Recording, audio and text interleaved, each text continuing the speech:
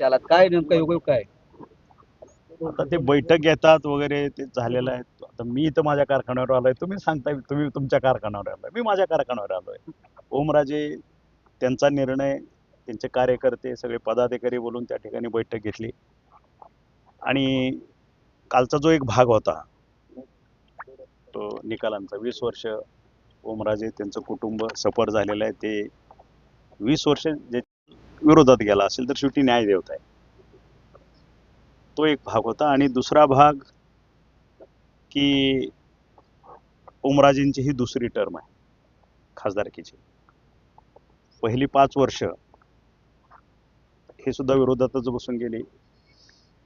केंद्रातले फार मोठे प्रोजेक्ट असतात, निधी असतो, तो कुठल्याही प्रकारचा निधी आणि त्या पद्धतीचा प्रोजेक्ट आपल्या जिल्ह्यामध्ये आला नाही.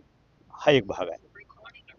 दुसरा भाग, आता परत दुसरी टर्म सुरू झाली, परिस्थिती तशीच राहिली.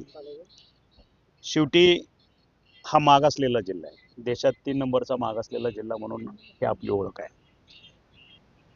ओमराजेंनी कालही क्लिअर केलेलं आहे, त्याच्या अगोदरही क्लिअर केलं होतं की माझ्या केसचा निकाल हा माझा वैयक्तिक भाग आहे आणि राजकीय मी जी भूमिका घेतोय, सर्व कार्यकर्त्यांच्या माध्यमातून भूमिका घेतोय.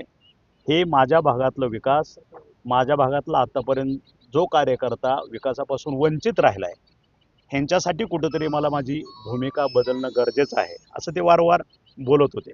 तो एक भाग. आणि दुसरा भाग जो आहे ह्या बाबतीतला, की विकासच नाही तर नेमकं ह्या पदावर राहून मी करू काय, कारण निधी मिळत नाही किंवा काय होत नाही.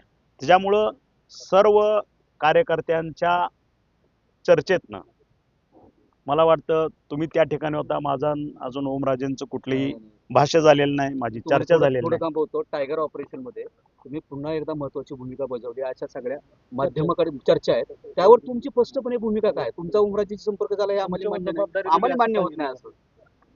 नाही, एक ध्यानात घ्या, संपर्क झाला नाही वगैरे वगैरे जरी ते त्या ठिकाणी असले, मी ह्या ठिकाणी असलो, 10 ते 15 वर्ष आम्ही एकत्र जिल्ह्यामध्ये काम केलेलं आहे.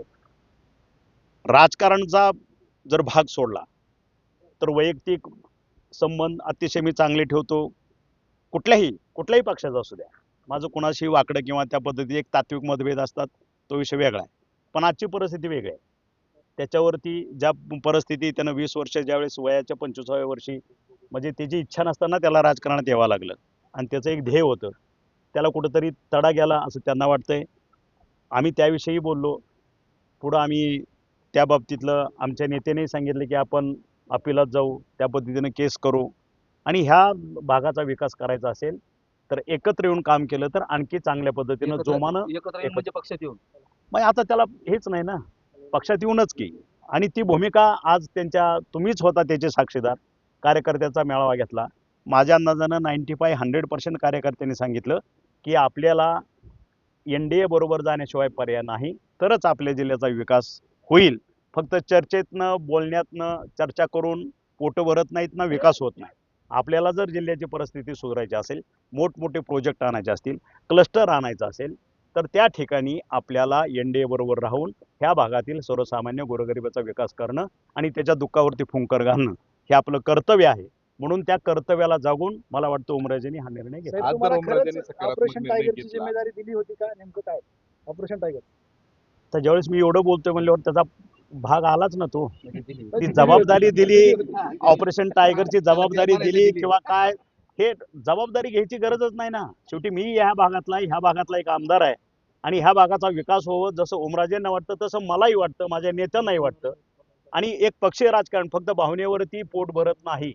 भावना, चर्चा, ते योग्य गेलं, त्या पिढ्या गेल्या, आता पिढ्या बदललेल्या आहेत.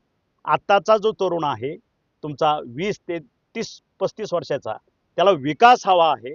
मग तुम्ही भावना का काय, पक्ष कुठला, ह्याच्याशी काय त्यांना देणं प्रवेश नाही. प्रवेश कधी होईल? सकारात्मक निर्णय प्रवेश घेतला. कधी होईल? प्रवेश कधी होईल? तुम्ही त्यांना भेटणार आहात प्रवेश का कधी किंवा होईल? त्यांचं स्वागत करणार आहात? नाही, प्रवेश कधी होईल ओमराजेंचा? ओमराजेंचा प्रवेश आता होईल, मी बघतो, मी त्यांना भेटणार आहे आता जाऊन, आणि भेटल्यानंतर परत आम्ही एकदा तुमच्या समोर येऊ. साहेब, तुम्ही जवाबी जिल्ह्यात येतात तर कौतुक आहे. जवाबी जिल्ह्यात येतात तेव्हा काहीतरी भूकंप होतो. हे राजकीय घडामोडी होतात. नाही, मी ज्या वेळेस जिल्ह्यात येतो त्यावेळेस हा विकासाचा भूकंप करून जातो. मी कुठंतरी कोणाला तरी पंक्चर करायचं, कोणाला तरी टॉर्चर करायची ही भूमिका माझी राहत नाही.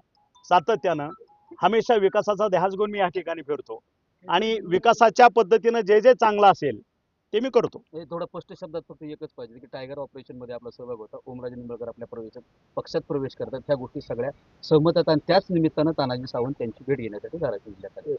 पण धाराशिव जिल्ह्यामध्ये आले म्हणजे माझा मतदारसंघ आहे हा. म्हणजे तुम्ही ज्या पद्धतीने विचारताय की जणू काय मी इथनं उठलोय आणि ओरिसामध्ये कुठल्या तरी जिल्ह्यात जाऊन बसलोय, असं नाहीये हे. पण तिकडे हा आपला पारंपरिक मतदारसंघ आहे.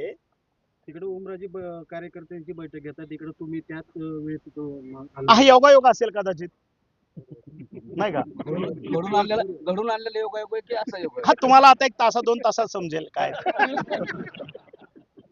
तासाभरानं तुम्ही उमराजेंची भेट घेणार.